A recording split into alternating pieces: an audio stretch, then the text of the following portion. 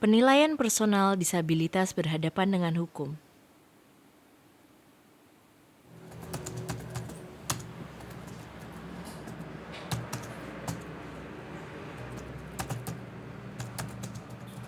Selamat siang Mbak Regita. Siang.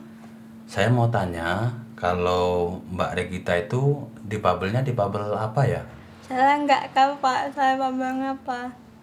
Waduh, kalau nggak tahu, terus cara mencari tahunya gimana? Saya nggak tahu Pak.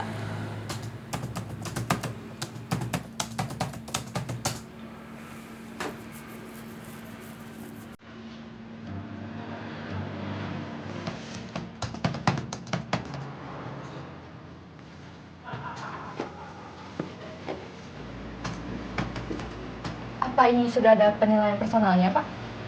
Penilaian personal.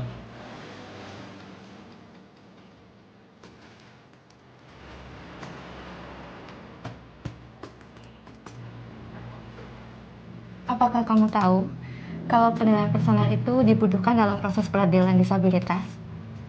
Tapi kamu tahu nggak sih apa itu penilaian personal?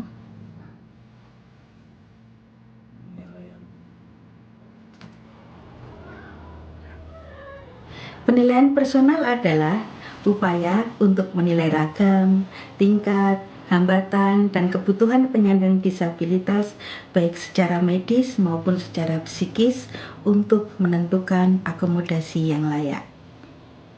Penilaian personal melibatkan dokter, tenaga kesehatan, psikolog, dan psikiater.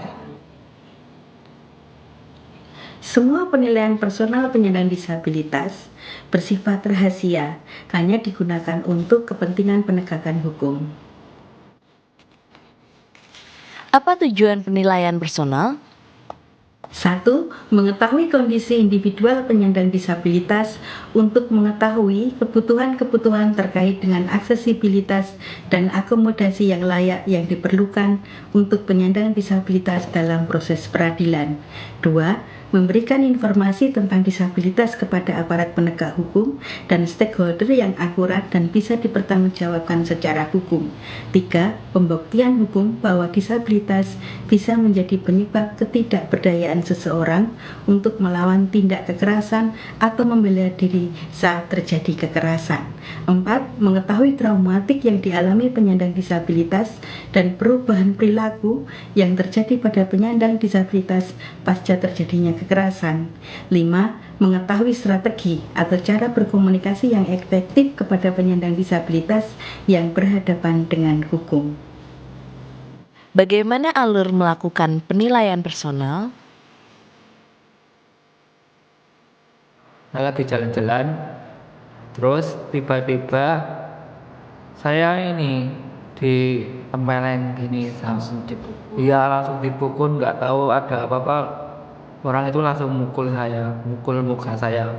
Penegak hukum, baik kepolisian, kejaksaan, pengadilan, penegak hukum lainnya yang ditetapkan oleh undang-undang, membuat surat resmi tentang permohonan pemeriksaan dan penerbitan hasil pemeriksaan disabilitas terperiksa.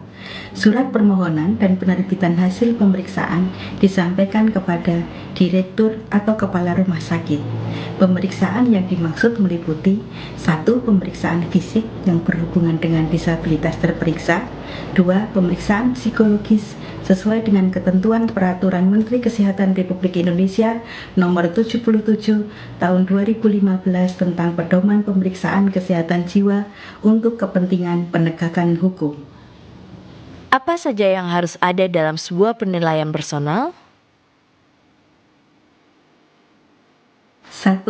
Identitas terperiksa. 2. Ragam atau jenis disabilitas terperiksa. 3. Tingkat atau derajat disabilitas terperiksa. 4. Hambatan, baik hambatan dalam, hambatan mobilitas, hambatan melaksanakan kegiatan sehari-hari, hambatan berkomunikasi, hambatan aktivitas sosial, mental psikososial, mental intelektual, alat bantu yang digunakan, traumatik dan perubahan perilaku yang dialami, cara berkomunikasi, kebutuhan penyandang disabilitas baik secara medis maupun psikis, rekomendasi, dan akomodasi yang layak untuk menghilangkan hambatan. Gitu, Pak. Kalau penilaian personalnya sudah ada, kan jauh lebih mudah.